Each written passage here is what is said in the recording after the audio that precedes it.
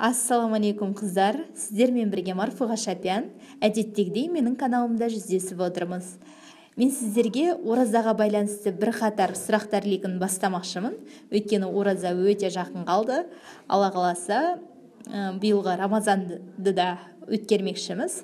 Сол себепті оразаға байланысты сіздерді толғандырып жүрген сұрақтар болса, міндетті түрде осы видеоның астында қалдырыңыздар.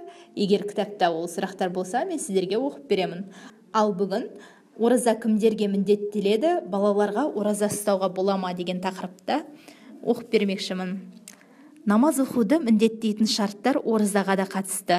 Адамды оразаға ұстауға міндеттейтін өзіндік талап шарттары бар. Бірінші, мұсылман болу, екінші, ақыл-ойы толысып балиғат жасында болу, үшінші, ораза ұстауға денсаулығы жарау.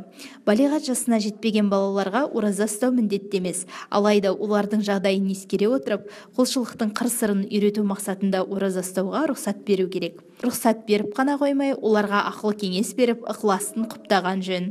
Рамазан айында ораза ұстай алатын және ұстағысы келетін бүлдіршіндерге кедергі жасамаған абзал. Алайда қатты ашығып қалмауын қадағалаған дұрыс. Олардың мектептегі үлгерімі мен денсаулығына жағымсыз әсер етпейтін болса ғана рұқсат етіледі. Себебі мұндай жағдай олардың өзіне деген сенімін жойып, кейін құлшылық етуде қорқыныш пен салғырттыққа алып келуі мүмкін. 7 жастағы балаларды біз кейде өз еркімен оларды бақылай отыра құлшылық етуге үйрете беруіміз керек. Бұл Алла елшісінің насихаты. 7 жасқа толған бала оң мен солын айыра алады. Науқас адамдар мен қиналатын жолаушыларға өз қалауымен ораза ұстауына рұқсат етіледі.